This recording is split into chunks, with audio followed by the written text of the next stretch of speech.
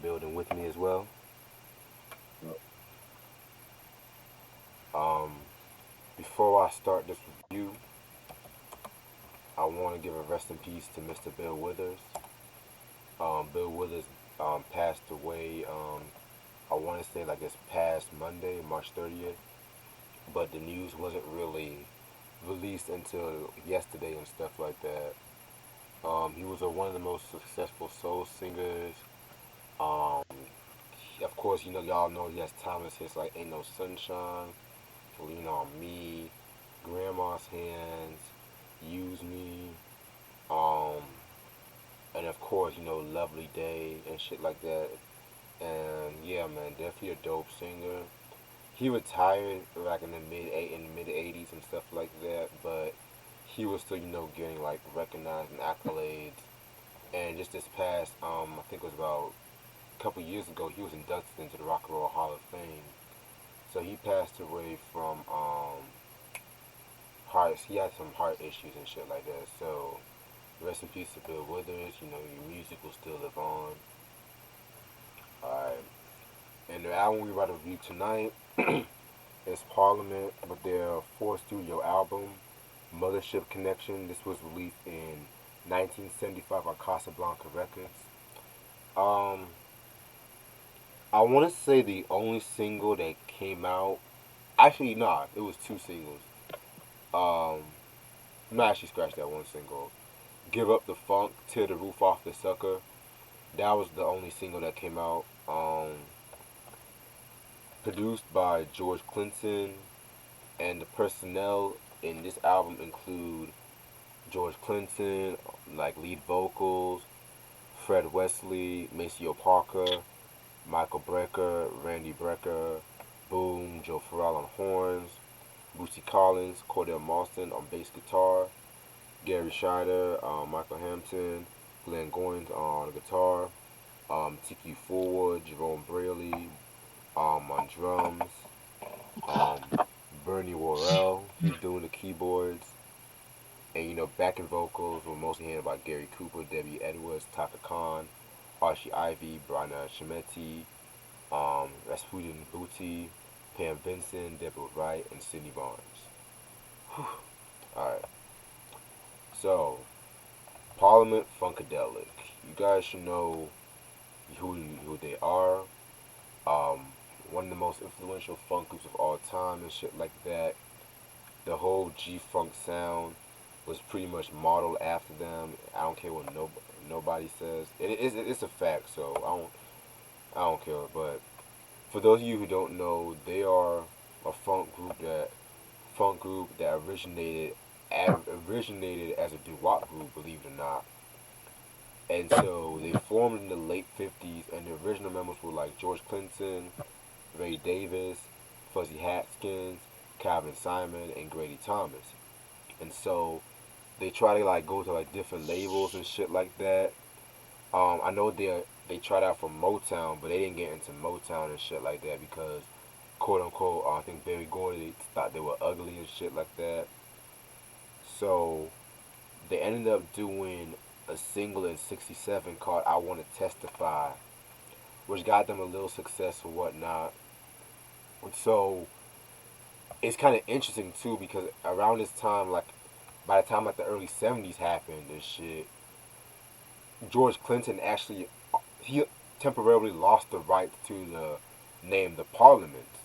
So he had to actually, when they signed to Westbound Records, he changed the name to Funkadelic, which hence how it's called Parliament Funkadelic, which it's a long story with that too. And so the Funkadelic album that came out and there was a subtitle album that came out in 1970. That's a very dope album and shit like that. If you're into that funk rock, it was that funk rock shit right there. And that same year, the first Parliament album came out, and that shit was called Ospium, and that came out in 1970 as well. And that was more on like the psychedelic soul shit, whereas when Funkadelic was more on that funk rock shit. You know what I'm saying? And so around this time too, they were in about the early '70s. They were having some personnel personnel changes as well too, and they added like Bernie Royal on keyboard, Gary Shadow singer, who was the singing guitarist, Bootsy Collins, who that got Bootsy because Bootsy was originally from James Brown band and shit like that, and he joined them in like in '72 and stuff like that. And so he regrouped Parliament, and they signed to Casablanca Records in 1974. And so they also, like they got Maceo and Fred Wastley, who were also from James Brown band and stuff like that. So he also recruited them, and he renamed them like the Horny Horns. And so, with members combining from Parliament and Funkadelic, the unit just simply became known as like Parliament Funkadelic, pretty much. So, '74 came out. They dropped Up for the Downstroke, which that's like another dope album from them. Very underrated album. That album pretty much had some songs that they kind of redid from the earlier days, like Testify and shit like that. And that was like the first time Bootsy was on like a Parliament Funkadelic album after he took like some time off while they were going through some contractual issues and shit. And so also like in 1975, that was like a kind of like a big year for them because that was like one of the most prolific years. Because that year, Funkadelic, they dropped the Let's Take It to the Stage album '75. And Parliament, they dropped two albums in '75 too. One was called Chocolate City, and the other, which came later on in '75, was this album.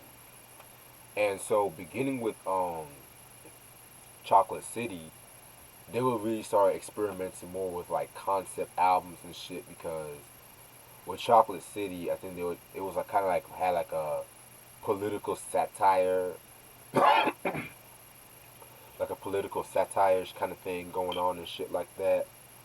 And so when they came down to working with the Mothership Connection album, George Clinton really wanted to take the concept where black people have never gone before.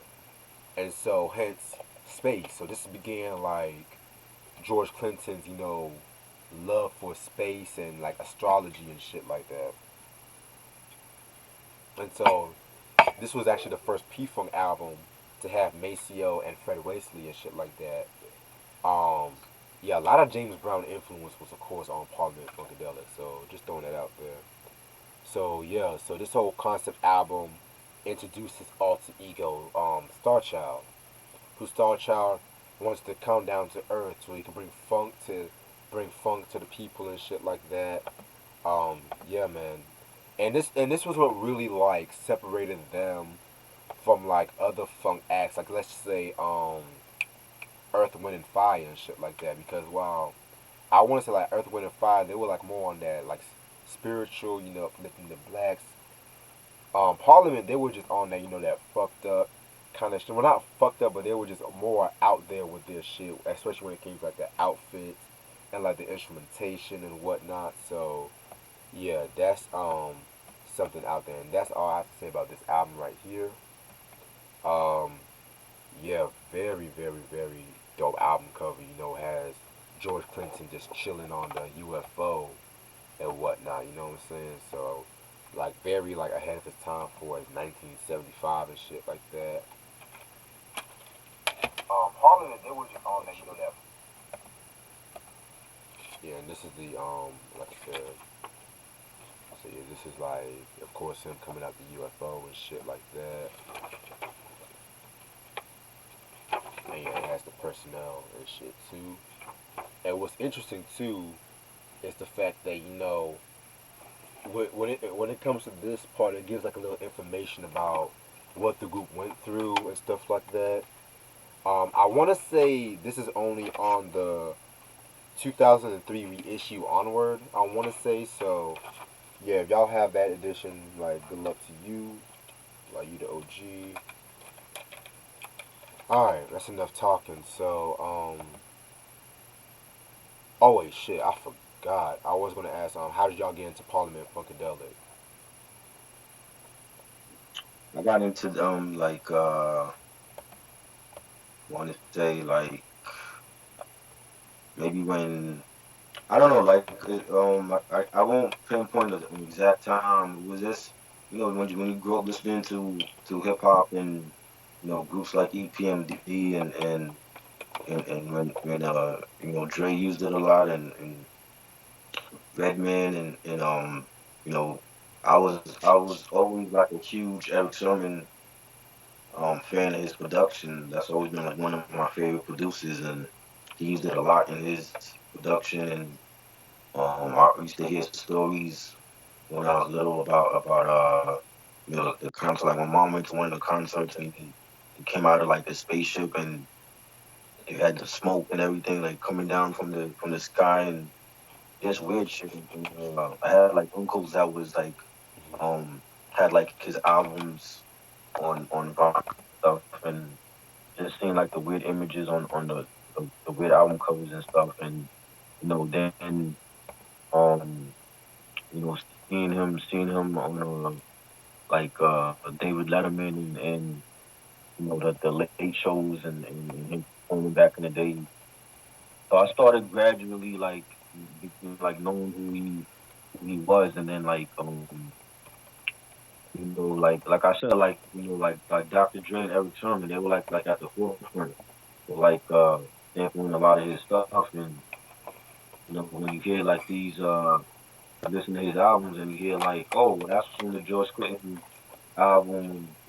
And you hear like K Solo when he dropped Letterman, and you hear, oh, that's from the George Clinton album and shit. So it was like gradually, like I knew who he was by like the samples these producers were doing, sampling his music. So and then I had bought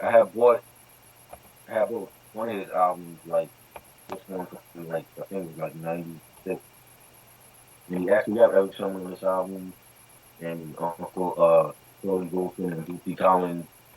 So I always just listening to like a lot of people sample Atomic Gold and stuff. Just listening to you know um like those samples from his music. I just like became knowledgeable of who he was and his band. And then seeing him get inducted into the Rock and Roll Hall of Fame, that was a big thing. And he's a legend. So you know what I mean. Like when it comes to funk, it's like you can't. I mean, people you can mention James Brown, but you gotta throw George Clinton in there as well. So Facts. that's. I think hip hop made it made him aware. Like you were aware of who James Brown was because Public Enemy sampled a lot of his stuff too, and Mhm. and George. So it was like we became aware of who these people was over time. It's not like how it is now, where like a lot of these kids don't even know where they getting the sample from. But like back then, it was like we were aware of who these artists was. So that's just how I um became aware of who he was just through the music. So they're definitely a legend. Okay, that's well said, bro. I really wasn't too familiar with Parliament um Funkadelic at first, but I know my dad, because I was mentioning this to Reg before getting on here, that my dad had some of the vinyls, and I'm pretty sure he still has the CDs of Parliament, of course. And I noticed there were a lot of hip hop artists that were sampling Parliament Funkadelic, as well as James Brown and many other music legends from the 70s that I've noticed. Because apparently I know a lot of West Coast artists from Dre to Snoop, the Warren G. I know they sampled a lot of stuff to get that G Funk sound that we all know. Mhm. Yeah, definitely. Um, I can't remember the exact moment I actually got into Parliament-Funkadelic, but I know the first song I've heard from them, and that was Flashlight, and it was just like a very funky song, just this motherfucker with that high pitched ass voice and shit like that. When I was little, it was like, now I lay me down, like. I was just like, and then you see a motherfucking in diapers and shit like that. Oh man, yeah, man. But then once I got older and you just understood like the lyrics to the shit and just understood the influence they've had, not just in hip hop, but there's a lot of R&B sampled from them too. Like Bootsy Collins, I'd rather be with you. Like they sampled the fuck out of that shit right there. Um, so yeah, like definitely just unloved them since like it's like right after the whole James Brown and shit. Like James Brown, George Clinton, Sly Stone. Yeah, that's the way I see that little funk shit. But yeah, man. Let's get into this album.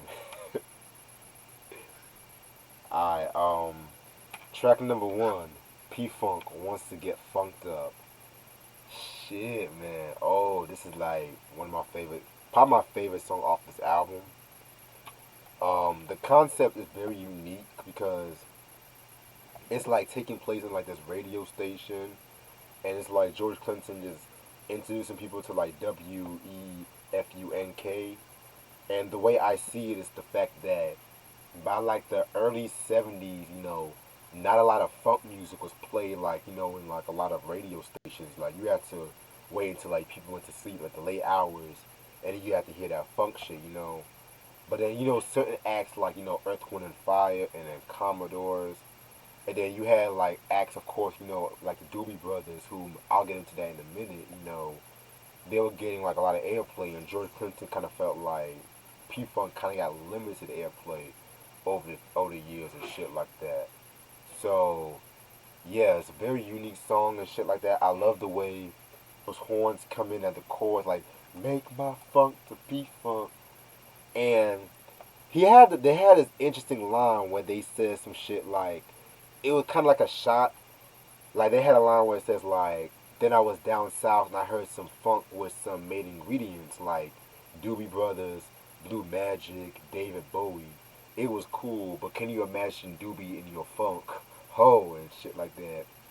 Cause around that time too, Michael McDonald had joined the Doobie Brothers and they kind of had like a R&B ish kind of side to their sound and shit like that. So yeah, very dope track. P Funk wants to get funked up. Yeah, love this shit. Great way to start the album. Real funky track. Um, I think everybody should know that's Dre sampled that for the Chronic intro and the outro. Mm, Love it. You know, um, everything. It's real funky. Like I mean, all of these songs are funky. Like the bass line was funky. The guitars, it's like it was like the same way like Dre, how Dre used it on the Chronic, where he's like you got like the guy talking and over like the breakdown of the beat, and then it starts to back up with the chorus, and yeah, that's exactly what it is on here. I love it. It's definitely a great track to start the album. yeah, man. Dre pretty much remade this album with the Chronic. I don't care what no one says. I don't care what no one says, and I mean that with love. Yeah, Mm-hmm. yeah. P Funk wants to get funked up. It was a great way to start the album and an interesting way to do it at that. And of course, I know Dre took elements from that song for the song to put on the Chronic album. Of course, there's no surprise there.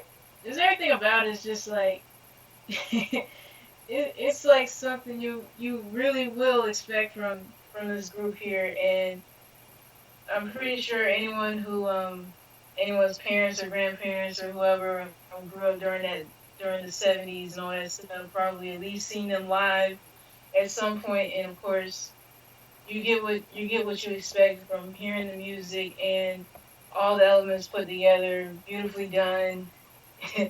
It's a little comical to me too, but overall a great song.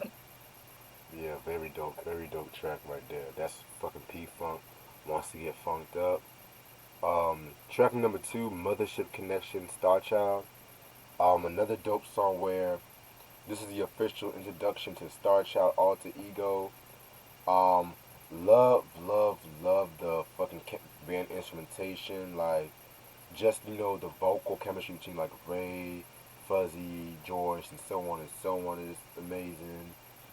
Dope keyboard work from Bernie as usual and shit like that.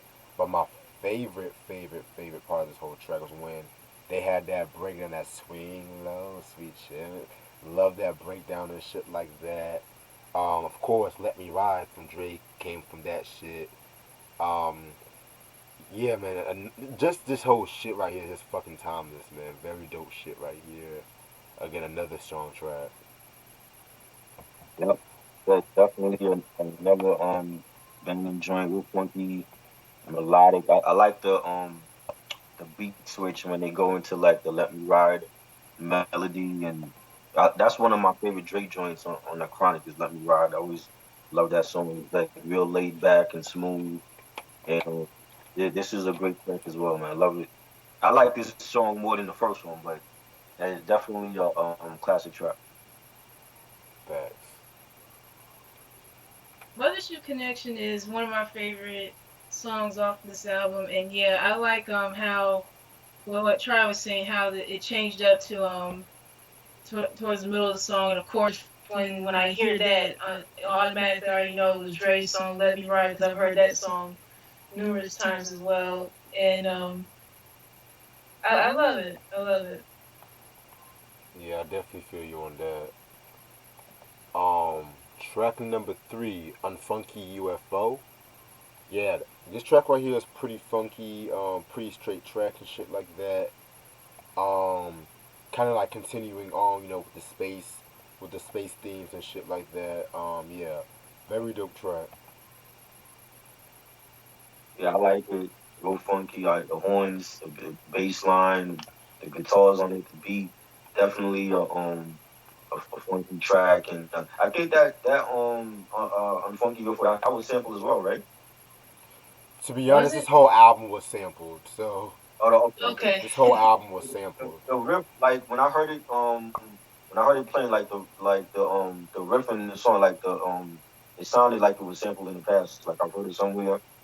But definitely a dope track, and the title alone, like the title fits with the whole Parliament theme, with being aliens and from outer space and on some next shit. I like that. So I definitely think like the title of the song was just as dope. It fits with the album.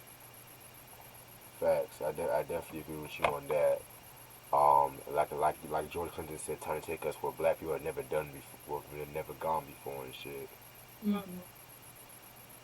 Yeah, Unfunky UFO. I mean, the title I already know it deals with the theme of space and of course aliens. Because I mean, I mean, there's no surprise there. It's a cool song that it kind of had to take me a minute for let it to grow on me, but overall it was pretty good. Yeah, very dope track. Um, Track number four, super groovalistic prosive function, super groovalistic prosive functication. Yeah. Oh, very, very dope track. This is actually my second. It's pretty much tied with P Funk as my favorite track off the album. Like that beat, that da da da da da da da da da, like, oh my fucking god! And that give the people what they want, what they want, what they want, what they, all the time, like, and then Bootsy coming in with that little bass. Oh fuck! Oh my fucking god! It's just everybody was just on point with this song. Like Bootsy, George, Bernie, like definitely one of the funkiest tracks off this album. And I want to say Gary was the one doing the lead, doing vocals on this as well too. So yeah, man, very dope track. Like the ding ding ding ding ding ding, like the that shit fire. Dope track. I like the title. Because the title, like, I know Outkast have tried that in the past with naming their first album Southern Playalistic Cadillac Music, and then on a Criminal they had the track Spotty Dotty Dopalicious or something like that, Yeah, and that reminded me of like something George Clinton would have did, like it was like an instrumental track, but it was like real funky, and this reminded me of that. It's like real funky track and the instruments is banging. Definitely a dope track for me. Yeah, man, I definitely see what you're saying and shit like that.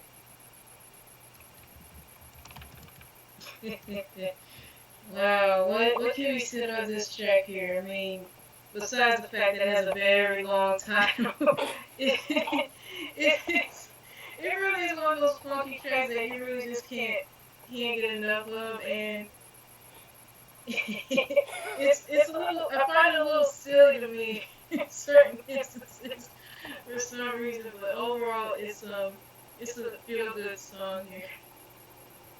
I definitely. Um, Next track, Handcuffs. I like this track, but it's actually my least favorite track off this album. But at the same time, it's like not like a bad track. Like Mm. vocally wise, both Gary and Glenn did their thing on this one and shit like that. But for a P Funk song, this definitely has some very strange lyrics, and that's kind of saying a lot. And that's saying a lot for a P Funk song. Like, if I have to keep you barefoot and pregnant, oh, to keep you here in my world.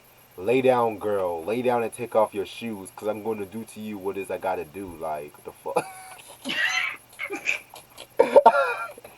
Then, there's this other line. I don't care about looking like some kind of chauvinistic whatever. All who call me that can go to hell. If I find that I need some help, gonna put my chastity belt. What it is, I gotta do. Like, but at the same time, like Gary and Glenn, they can sing anything, and that shit will be soulful as fuck. So, definitely, very weird song, like very weird song, but like I said, it's P Funk. Well, I think the title goes with the song though. True, true. Like handcuffs. Like I think what he meant in the lyrics is like by getting her barefoot and pregnant, like you're not gonna go anywhere. Like your mind. So that's like in a way it's like handcuffing the shorty and I like the beat. I think the beat was dope, and the lyrics is they're always. I mean, I don't really look at like Parliament and like George Clinton like for their lyrics. I think their music spoke more to people than what they actually were saying. 'Cause they probably was on drugs when they were doing it anyway. True. I You know what I mean, mean? So I never like pay attention to what their lyrics. I like the music. You know what I'm saying? Like the lyrics, they could be like whispering on a song. I still would listen if it's funky. So yeah, man. It just definitely caught me off guard. I guess that's why it was just like, oh shit, okay. Yeah, handcuffs. I mean, yeah, hearing this song too, like at first I wasn't thinking much of it or whatever. I was just listening like to the beat and stuff. I really wasn't paying attention to the lyrics. But then, of course, when he was saying the stuff about like having the girl lay down on the bed and do what he got to do, and then that the other verse where he talking about having a chastity belt on and stuff. I'm like, where is this going? Because it was just something I was not expecting right. to hear from this group here, but it's an alright track. Definitely. Um, next track was probably one of this. No, I guess it's his signature track. Give up the Mm. funk, tear the roof off the sucker. I mean, what can I say about this track? Excuse me. Definitely like one of my favorite tracks from the album, of course. Um, like I said, signature track. The way this song is like concept wise, like the aliens basically wanted to tear the roof off the sucker and shit like that, and they have all the humans hostage and shit like that. Um, yeah, man, definitely a dope track. I think next to Flashlight, this is like their signature track. Yeah. I see. I think between this one and like you said, like Flashlight and Atomic Dog, like those were like the three that I remember like hearing a lot growing up, like more than like any other thing they dropped. So definitely a classic. Everybody should know this song. classic bass line, the beat, the chorus, everything about it is great. Mm. Yeah, Give Up the Funk. It really is one of those memorable songs by Parliament, and of course, not only that, Flashlight and Atomic Dog as well, because I've heard those three for the longest as well, and I remember hearing this song here when I was a kid because I'm pretty sure my dad had this on vinyl and was playing it around the house when I was a kid. So that was my first time actually hearing the song here. But yeah, it's a very timeless, funky track that's unforgettable. Yeah, definitely unforgettable and shit like that. Then the last track, Night of the Thumpasaurus Peoples. Shit. Okay. Yeah, this track right here, it's definitely a solid track. I wouldn't have really ended it off with this, ended the song off with this album. But y'all know, I wouldn't have ended the song with this Yeah, album. I'll probably have ended up give up the funk or some shit like that. But yeah, definitely had Bootsy do the fucking bass and shit like that. Yeah, definitely a dope track. It was cool. I agree. Like it could have been like track three or track four, and end the album off with "Give Up the Funk," But Right, it was cool. Like it's not one of my favorites on here. Like, but it was a cool track. for real.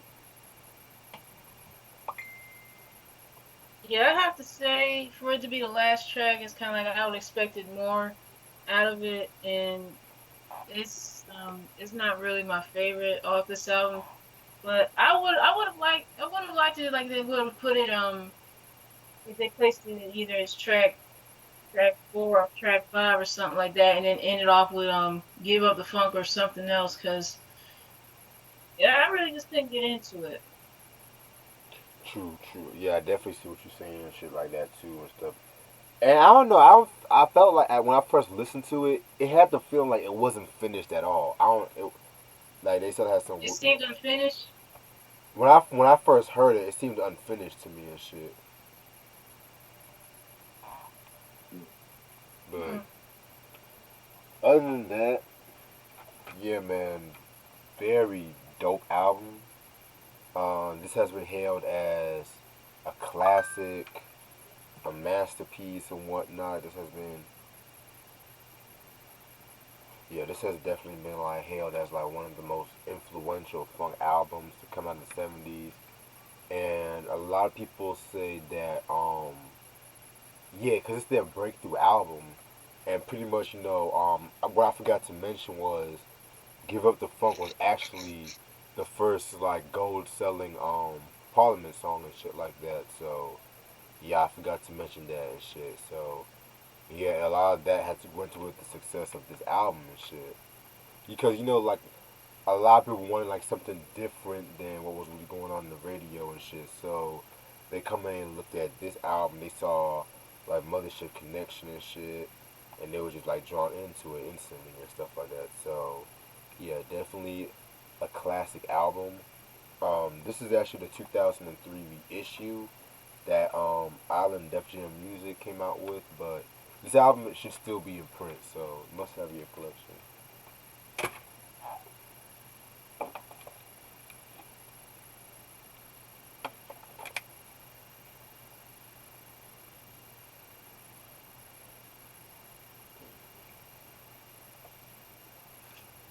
So I saw what I had to say.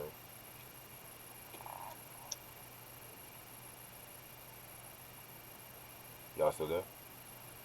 Yeah, Yeah, I'm still here. Yeah, Oh, he said it was done. he's done. Yeah, Reg got done saying what he had to say. Oh yeah, yeah. I think it's definitely a classic album. Give Up the Funk and Make My Funk the P Funk, and definitely classic songs, and like I said, like George Clinton's a legend. Everybody has done sampled him. I actually saw last year when I went to the the Black Comic Book Expo in February, and they had like it was all black owned businesses and black comic books, celebrating black superheroes, and there was like a section at the event where they was selling like different T-shirts like Wu-Tang Clan and Falcon, the Marvel superhero and Black Panther, and they had the George Clinton T-shirt for the album cover for this album cover, and it like people were going for it. It was like I wanted to get one, and it was like already sold out. That's how much like people still got love for George Clinton. So Mm-hmm. he's a legend. Everybody still loves his music. So that's the classic album. I agree, definitely. This was my first time really listening to a Parliament album. I was somewhat familiar with them basically through my dad growing up because I know he played their music all the time, and I'm sure he still does to this day. And Mothership Connection is a very classic album that's timeless, and it has very unforgettable, unique songs with the concept of outer space and all that. Yeah, yeah, this is a very great album. Yes, sir. Yes, sir. All right, and that goes too with Mothership Connection. Shit. All right, I got a few announcements I want to make. Um, Tribe, Yeah. you want to do the Sticky Fingers review this week? Damn, whenever you ready. All right, babe. I'm gonna listen to the album sometime tomorrow, Monday, and I'll see where my week's at and shit. So, but yeah, definitely. What else is going on? What else is going on? Yeah, low key. I know a lot of people have lately been kind of complaining about this whole that my video's been kind of buffering lately and shit like that. And yeah, and I'm kind of watching it right now and stuff like that. And like, this video is kind of buffering. So I'm aware of that, and I'm trying to do my best to fix it and stuff like that. But yeah, something's just going on with this whole YouTube shit. I don't know. It's just every fucking time something's popping up with this bullshit. But yeah, I'm aware of what everyone's talking about, this whole YouTube buffering shit. Anybody see the Scott Storch battle with Manny Fresh? I heard about that. Yo, that shit was crazy. That I gotta come. Scott Storch clearly won, but I gotta talk about the shit that the petty shit that Manny Fresh did, because I believe he knew he was gonna lose, and he made like skits where he had like a voice talking in his like beat machine, like dissing Scott Storch, like talking about his battle with drugs and prostitutes, and Oh. like one skit where he had like the voice was saying, oh, don't play that R&B shit in a beat battle or whatever. Mm-hmm.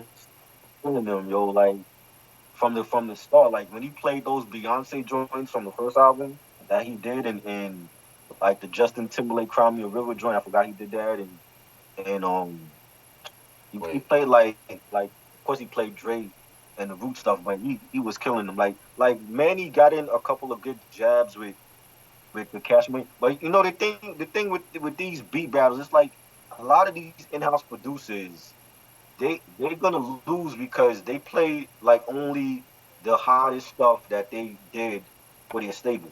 I believe that that's how Just Blaze lost, because it was like when he was going up against Swizz, all the hottest shit that Blaze played was for Jay-Z, or it was for State Property. It, But he didn't really work with a lot of people outside. I mean, he gave Beyonce, Crazy in Love, and then it's like his last good work was like with Saigon. That was like 2010. But with Swizz, he worked with a lot of different versatile artists. Like he did shit for Limp Bizkit, he did shit for Alicia Keys, he did stuff for Whitney Houston before she died, and I think that's what these producers are suffering from. It's like when you like the main beat maker in your clique, like Manny Fresh, and he's giving the big timers and Juvie and Weezy, all this hottest shit, and he ain't working with nobody else outside of that. It's like, of course you're gonna lose because if you going up against somebody that work in all genres of music with different artists, and they have more hits than you, of course you're gonna lose. So I wasn't surprised that he lost, but the way that he lost, I felt like he was like doing like little dirty underhanded shit because he knew he was losing. That You know what is. I'm saying? It was just funny, and then like you see the comments and people like, yo, the minute that Scott Storch played he played Lean Back, because he did that shit too, like it was done, like the battle was over. Yeah, cause I know that once that lean back beat, that shit still gets burned. Like even the instrumental still gets burned to this day and shit.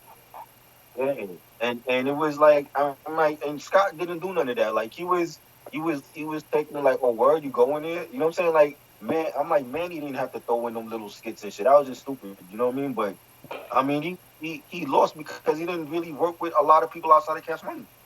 Like he did a couple joints with Ti and for Jeezy, but it's like he wasn't like doing R&B shit for like a Ciara or Ashanti or none of them. So it was like, I mean, that Scott Storch killed him early, man. Like it was crazy. And it's crazy too because Loki, some of the shit he does outside of Cash Money, that shit fire too. Right? Yeah, yeah, yeah. I forgot he did Big Things Popping and Top Back for Ti. I had that album. I'm like, I don't even remember like him doing that joint, but and then he did like some shit with G that he played, but it's like most of his shit was from Cash Money. He played a lot of Big Timers, a lot of Weezy stuff. Even before the Carter. He played a lot of Juvie stuff. Of course, he ended off with Back That Ass Up, but the last joint that Scott played was still Dre. So Scott clearly won that. It was like a landslide. It wasn't even close. You know what I'm saying? And it's like it's like to make the battle more interesting is like, yo, like they gotta have like tomorrow the big battle with Teddy Riley and Babyface. That's gonna be good What because time is they that work tomorrow? with everybody. And the one thing I want to say is that I want to see how Babyface approaches this, because you're battling a whole genre. Like New Jack City was like a whole genre of music that he's battling, and I don't know if he's gonna be able to keep up with Teddy Riley, but Now, now that's what? gonna be interesting because even they have like artists like Bobby Gunn that they worked on the same album together. Now You know let what I'm saying? now let's hold up. Let's not act like Babyface don't have some New Jack Swing hits himself. Let's not act like that too. No, no, no. I'm not saying that, but I want to see how he. I mean, he's never done it like this. So I want to see how like, is he just gonna play like all ballads, like all Tony Braxton and Wait Until You Sell shit, or is he gonna like switch it up with some whispers joint? No, he did Rock Steady. That was a banger. Ooh, yep, The Love in You. You know what I'm saying? Like, is he gonna switch it up? Because it's like, you know what I mean? Like, you're going up against Teddy Riley, going to pull out all the major hits that he did for Keith Sweat and for Rex and Effect and Black. You know what I mean? So right. I want to see how Babyface approaches it. What time is that beat battle tomorrow? 6 p.m. Bet, bet. Yeah. So it's gonna be on Teddy Riley's Instagram or on Babyface's Instagram. So You know I'm gonna follow both of them niggas right now and shit, cause I will. I will. They're already talking about it. yeah, cause I'm noticing a lot of these like producers are doing like these beat battles and shit like that. So They got I think it's tomorrow, either tonight or tomorrow. They got Bobby Valentino against I'm saying the battle is Pleasure P from Pretty Ricky. yeah, I'll take Pleasure P over Bobby Valentino. Fuck. I'm not a Bobby Valentino fan. No. Shit. What's next? You know what? You know what? It'll be ironic if Keith Murray and Federal Star had a rematch on Instagram Live and shit.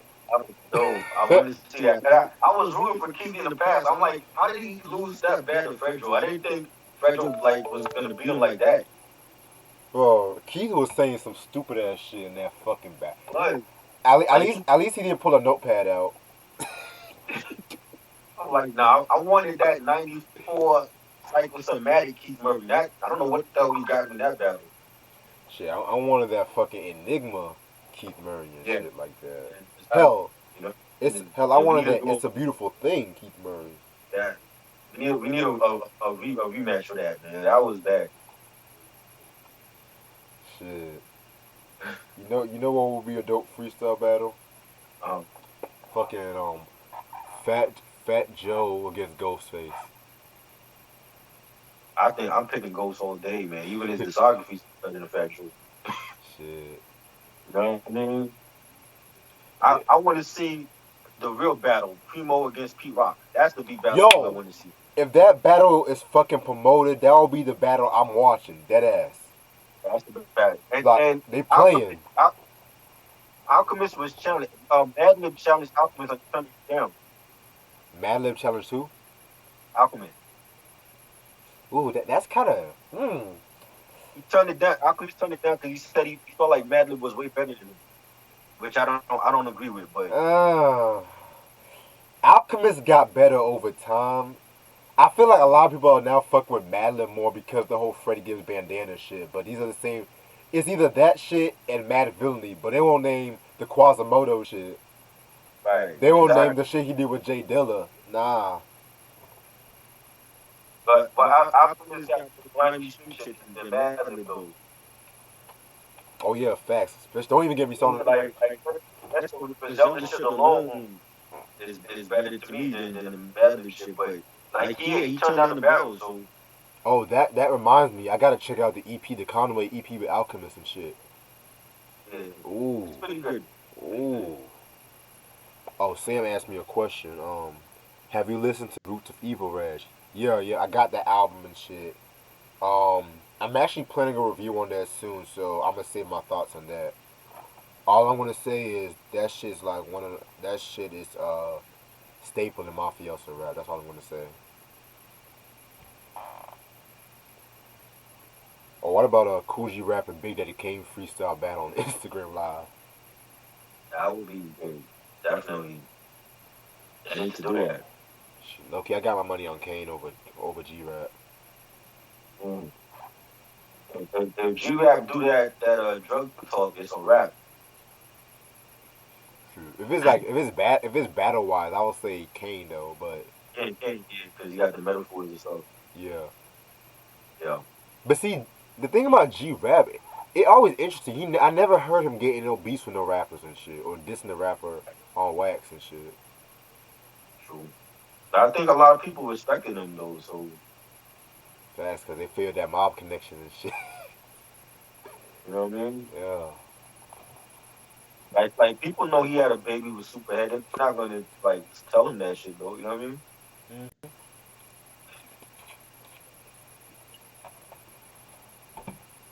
Nigga made a whole fucking song about whooping a girl's ass and shit like that. Shit was called the most violent rap song by Complex Magazine. Right. But I remember the first time I saw that list, I was like, hey, Mister. I was like, yo, I never heard this track. And I heard Mm-hmm. this shit. I was in the first line. Last week I beat my bitch up. I was like, damn, damn, just goes right straight to it. They didn't even want to play on college radio. Like that's how violent it was. Yo, but how you gonna have a list of violent rap songs and you don't have no fucking Isha Manadas? That's crazy. That shit reminds me of Menace to Society when they were trying to get back after homeboy killed Kane's cousin and shit like that. And fucking old dog told that girl screaming, "Bitch, shut up before I shoot you too." These niggas said, "Bitch, shut up before I shoot you too." Then fucking MC8 came out with that, "Hey homie, you need some help?" Shut up like fucking 10 times. Oh man. Like this nigga shot him like 10 times. I counted that shit. But why these fucking hood movies always got that one nigga like narrating this shit like he just seen it all? When the niggas like fucking when a nigga's fucking 14, 15 years old and shit like that. I guess not to make it good, to have like some sense of reason behind the whole movie and all that. For real, like even like the whole mental society. This nigga was like, man, first time I killed that nigga, I just want to kill somebody. Like Kerry talking like he just Yeah, been always talking to them you have like the devil on your shoulder and then the angel on the other one. facts. Mhm. Yeah. Then poetic justice and shit would. Well, hold on. Actually, that was like poetry from Maya Angelou. Let me stop. Let me stop. Nah, we ain't gonna talk about Maya Angelou. No, yeah, fucking. Don't be a menace in South Central. I drink your juice in the hood and shit. This nigga Sean talking about this nigga watching it. Fucking old ass nigga trying to rob his grandma and shit like that. Took a fucking walk. Mm. I swear to God, if they remake that fucking movie, I won't be here for it. Nah, I just can't do that. Cause I notice all these black movies are getting rebooted or sequels and shit like that. Mhm. Like, I now I'm hearing that they're gonna make The Best Man into a show for streaming services or some shit like that. Mhm. What can they possibly do with and make it into a show? Like what? They show like the married couple having issues or something? I mean, what other show does not have that? Exactly. Like Shit. we've seen that. It's like we got that show Boomerang. Like they remade Boomerang to that fucking BET I never show. seen it. I never watched the show. Yeah, a lot of people say it's good, but I'm just not here for it. I know Halle No, Perry. no. Imagine they would have done that back in the day, like soon after the movie like came out or whatever. Right. Yeah, I know Halle Berry executive produced that shit, but still. Oh, Oh, Mm. Sam, of course. Harlem Nights is a classic, man.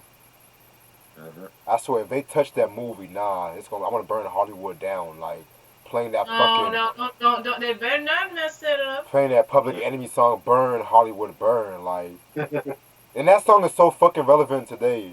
Dead ass. That song Yeah. is so fucking relevant today. Burn Hollywood, Burn. Like, shit, you got fucking Tyler Perry saying he's not doing Medea no more, but he's over Mhm. here supplying bad wigs still. I mean, I don't know, man. Like, I'm glad Jordan Peele is doing his thing. I'm glad we got Ava DuVernay. Who else? Issa Rae. She's alright. I mean, You don't care for her? you said what? I say you don't care for her? She's one of those feminists I don't care for. Those over preachy black men are the devil feminists I don't fucking care for. Like dead ass. I don't like black women like trying to put the black women like that insecure shit. I cannot stomach that bullshit. Well, I see. I look at Insecure as like a woman living in California that she's trying to get her love life together amongst everything else Yeah. going on in her life. I think it's a good Yeah. show, but Yeah. like I think her friends around her make the diva. Like that's the bougie one that don't really care for like that has that whole black men are dogs mentality and would rather settle for a white man or Indian or whatever. Oh, don't even get me But started on. Don't even get me started on that bullshit. I think it's Ooh, a good show though. shoot. Yeah. I watched one episode, one or two episodes. It was just like, oh god, like And the music for it, the soundtrack is good. I think Raphael Sadiq is it Raphael or is it Questlove that does the music? it's Sadiq. Yeah, and I like the music. They pick a lot of neo soul artists, a lot of Thundercat and a lot of India See, Ari for that show. that's how they draw you in because Right. a lot of black men love all that shit. So that's how they try to draw you in. And when the black man wants to watch that show with their lady and shit like that, you thinking, oh, he's about to be like a little romantic show. Then boom, that's how they draw you in and shit. You see, Right. Right. mm. Like that's how what's that one show? Being Mary Jane show and shit like that. Oh, don't even. Oh yeah. Ooh, like oh my god, like she's supposed to be sophisticated as fuck, man. Homegirl was a fucking side chick the whole fucking show. Yeah. Then I think they made her sick or some shit like that. I Yeah. don't know. Crazy. don't know. I don't know. Like, what other like, and then these Netflix movies and shit, man. Which Netflix movies? I can't even keep up with some of these because it's like every week I'm hearing a new Netflix show or movie. But I remember that I watched this one Netflix movie. I think it was called White Girl or some shit like that. It was Saw that. you know what I'm talking about, right? Never watched it. I never Oh. watched it. Oh yeah, that was good. Oh, I was watching it with this girl, and it was just this scene. It's like, why do you call yourself blue? This nigga trying to be all sexy with that shit, cause I'm Right. depressed. I'm like, what? How the fuck is that fucking sexy? So what's next? Next time I see a girl, I'm like, hey baby, I cut myself. Want to see my blood, baby? Like next time I see a fucking girl. And the white girl was like a thought. She was doing a lot of thotty shit. Fell in love with like Puerto Rican dude or whatever. Of course, those white girls always fall in love with the minorities when they want something.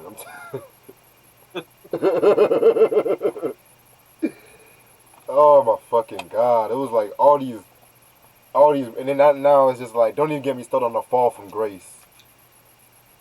Don't even get me started on the fall from grace. I never watched that either. Shit! Oh my fucking god! This black movies that just always we just have to sigh about. Soul Plane. Um, can't. What's that one movie?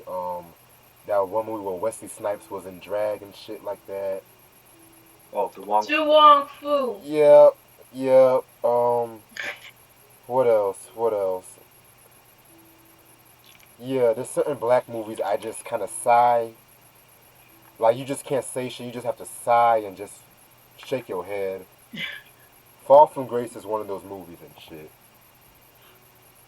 Cause it started off good, but then when she killed the motherfucker, and you saw her, whoa, hold up, when she bashed the motherfucker, and then you saw the motherfucker, his face was all bloodied up, and then next thing you know he's a, I don't know, I don't want to spoil it too much in case if people haven't seen it, but it's just certain movies I just don't even know anymore. Like,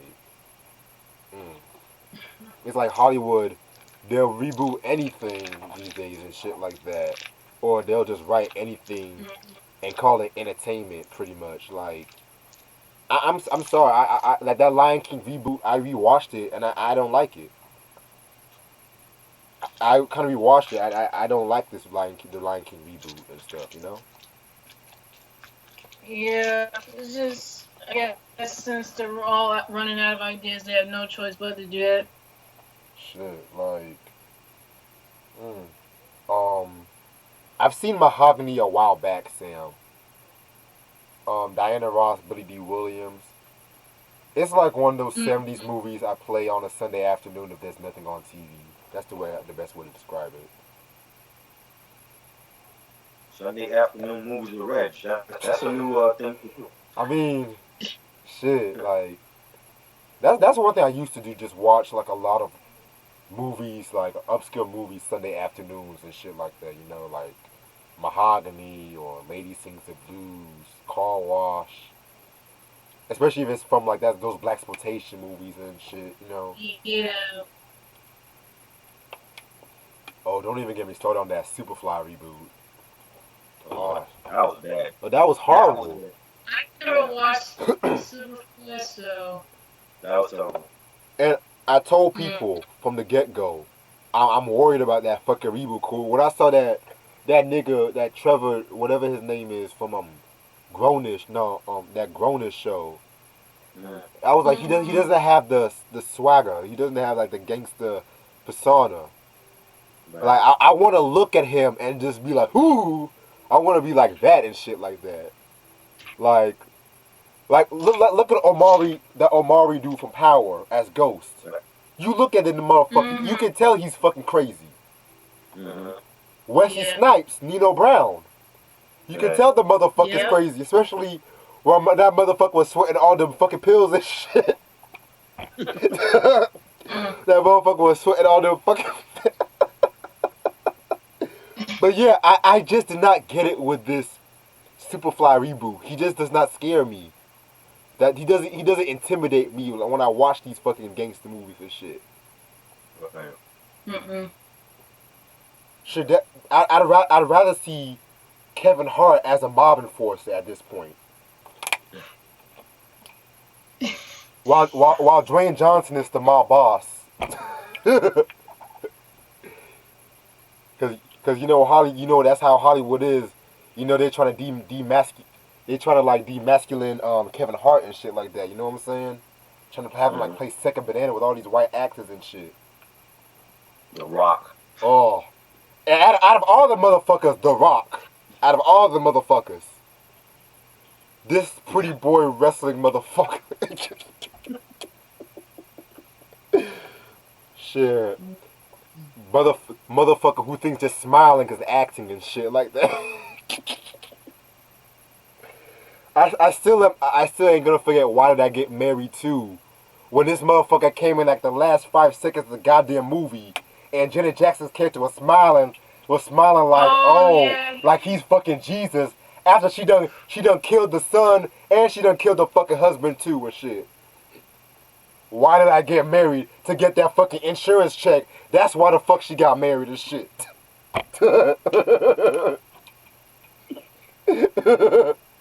That's why they call it. Why did I get married to get the insurance check? They try to leave these little subliminal hits. First the kid dies, then Marcus then try to strangle Angela and shit like that in front of a cop. Then Sheila busted Mike's head over the fucking. They were all trying to kill each other. Point blank period. Like they just had that breaking point. They just all trying to kill each other. Why did I get married to get that insurance check?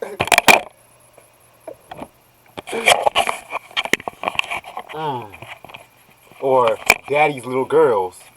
How you know they didn't call it daddy's little girls because that Tasha Smith's character's fucking drug dealing boyfriend didn't want to make them little girls into some prostitutes and shit. How you know they call it daddy's little girls because of that shit? She was trying to get them into business. I mean, but then everyone is just captivated by the love between Idris Elba and Gabrielle Union, while behind closed doors, Gabrielle Union's fucking stealing Dwayne Wade's away from a relationship and shit like that. His baby mama in that movie was a bitch though. Like she was doing like some shiesty shit. So he Yeah. can't do this. Yep. Yep.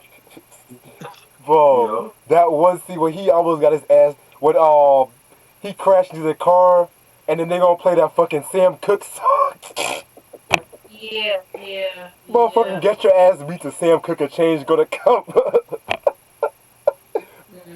And then at the end when they said, oh, they didn't see nothing, when all the motherfucker beat that nigga's ass.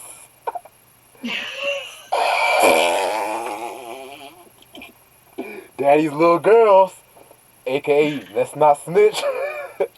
Let's not snitch. Let's snitch on daddy. Mm. What else? What else? Get Out. Let's talk about Get Out and shit. I love the movie. Definitely love Get Out. Yeah. But you know what's really the crazy thing about Get Out? That black maid. I think her name was Georgina and Uh-huh. shit like that. Mm-hmm. They probably called it Get Out because the fact that all that time she was trying to tell the motherfucker to get out. Like, here's the thing. If I'm dating a white girl, and let's just say hypothetically, I'm dating a white girl, hypothetically, and I notice that the fucking motherfuckers is bringing all these black men or all these black people in and shit like that, showing them off as an auction, and then the white girl acting like she don't know shit about that. Hell no, I'm getting the fuck out of here. Fuck that. Uh-huh. Fuck that shit. No, she's lying. That's your family. That's Of your course you're fucking gonna do something family. about it. It's like she was luring that. Mm-hmm. It's like she was luring the black men in India. Bro. And then the crazy thing about it, you know that it's a fucking thriller when fucking Lil Rel is the fucking hero out of the whole movie. Oh Mm. shit. Oh man. But Lil Rel, that was my nigga. He knew from the get go. So I told you to stay away from the white Yep. women and shit. Yep. Yep. Mm. Um. Sam said I am on season 3 of Family Matters. Yeah, that's probably my favorite season from that show. I had a lot. Yeah, they have it on Hulu. Mm-hmm. Yeah, they got that. They got Living Single, Hang with Mr. Cooper. Bernie Mac show. Yep. Shit, Hulu's like TV1, and they got all the black shows and shit. Fuck. Yeah, pretty much. Everybody hates Chris. The game. Yep. How are they gonna have the game, but they don't have girlfriends? That's my issue. I don't know They had all either. all the BT seasons of the game, but y'all ain't having one single season of girlfriends and shit. They might be in negotiations trying to get that on there. You never know. Man, shit. They even have Blackish and shit like Grownish, Yeah, they Blackish. got blackish, brownish, and mixish. I don't like mixtures. It's None of them. oh my. I'm sorry. Mixish. You can't give me Mariah Carey as a theme song and expect me to watch it religiously and shit. I watched the first episode and I didn't care for it. It was Then they try to have the dark skinned girl as the one that disapproves. Like everyone's like worrisome about the mix. Like we've seen this shit before. We've seen it with different strokes. Give me something fucking new. No. Um yeah, Sanford and Son. Now I know Stars got Sanford and Son. Sam Stars got Yes, that different stars strokes. in Encore and Black. Yeah.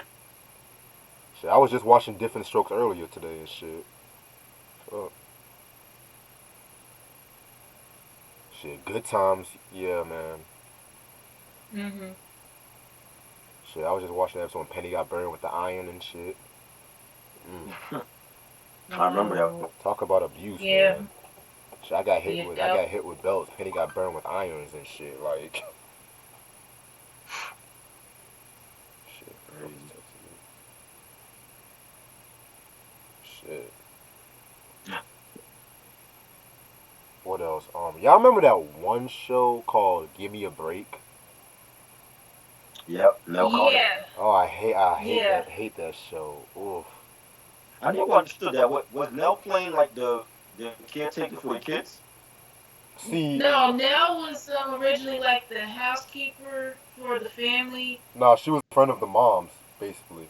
Yeah. I was finna say yeah that too. She was a friend of mom's, and yeah. It was one of those Norman Lear wannabe shows and shit like that.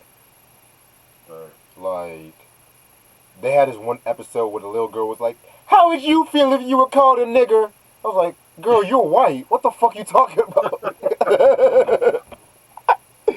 I've not seen that Like, episode. So. I like Neil Carter. She's a dope actress and singer, but it seems like the '80s they try to have those some of them preachy shows and shit like that. yeah. That Mm-hmm. oh, that's why I'm glad that the '80s had shows like Golden Girls and Cheers and Married with Children and shit like that.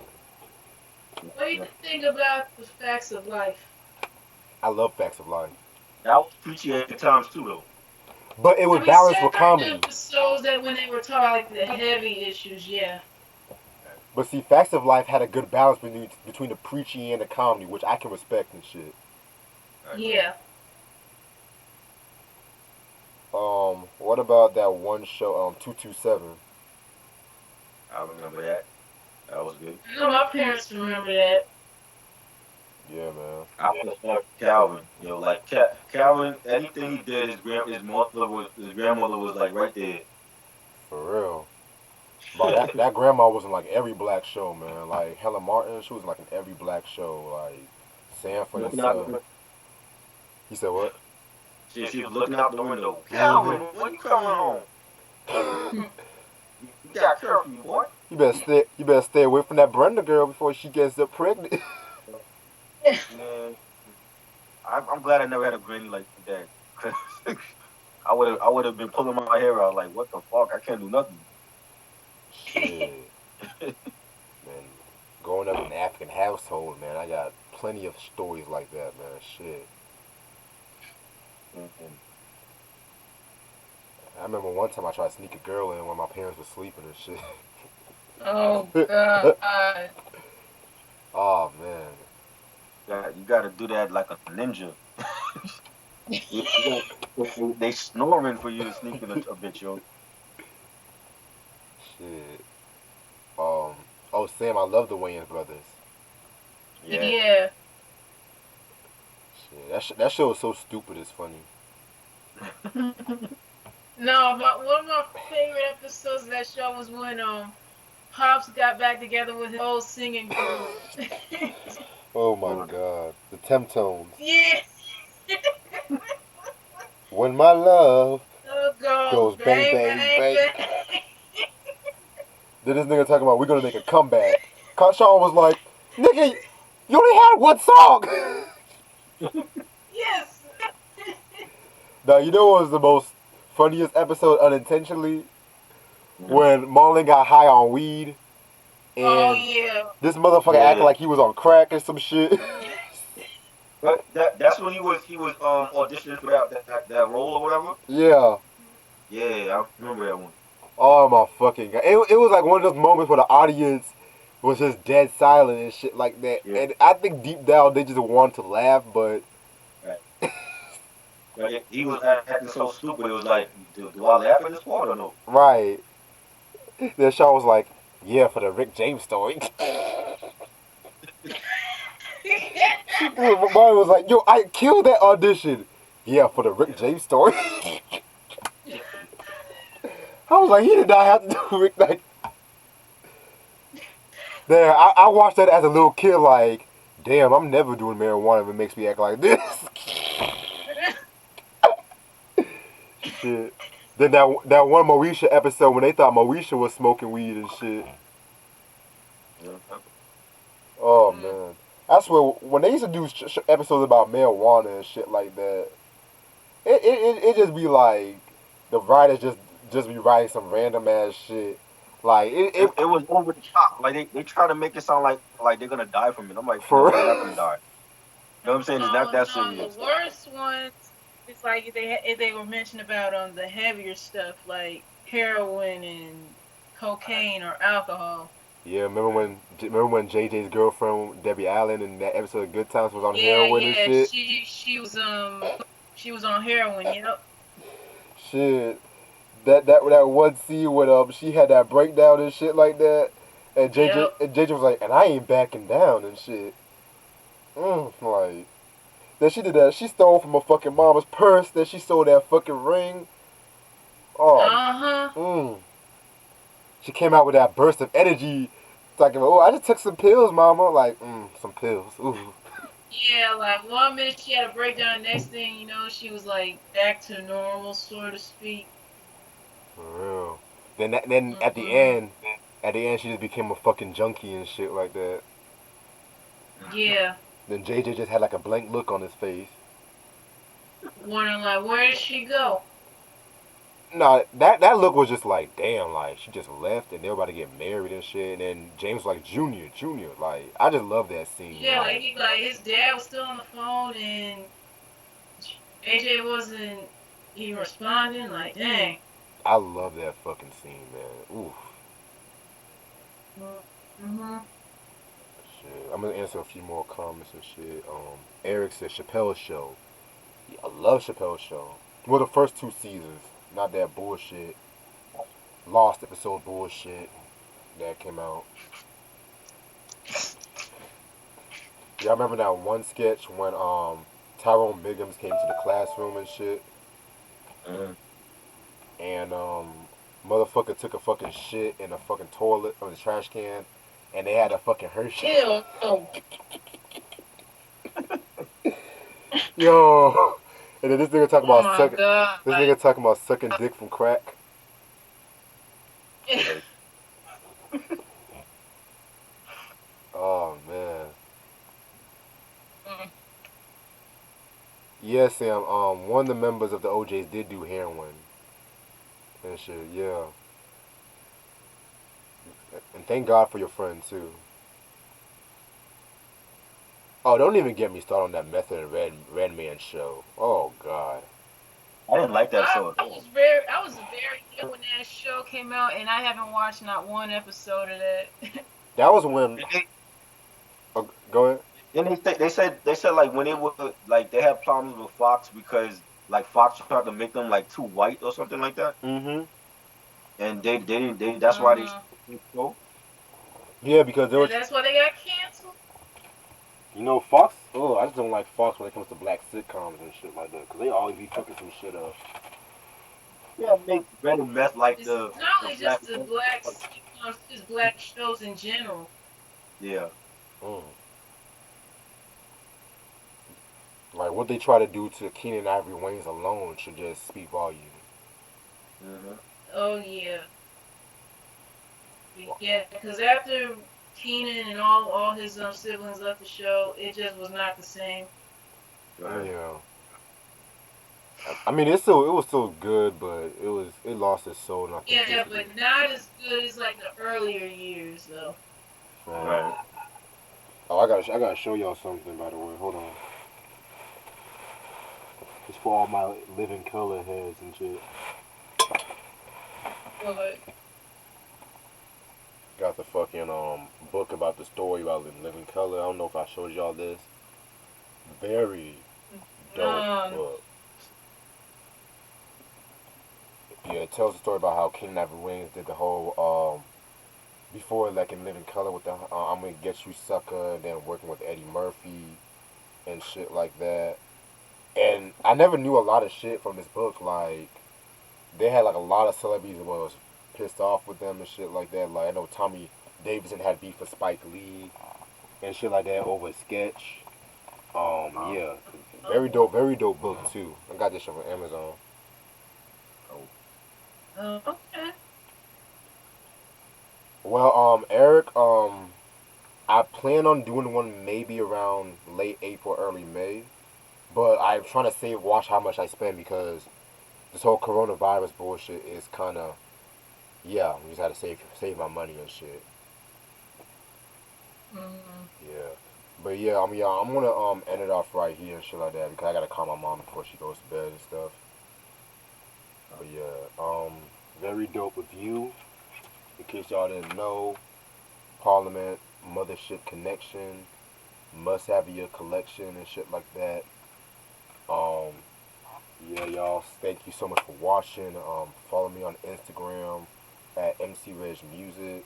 Follow me on Twitter at RealReg1.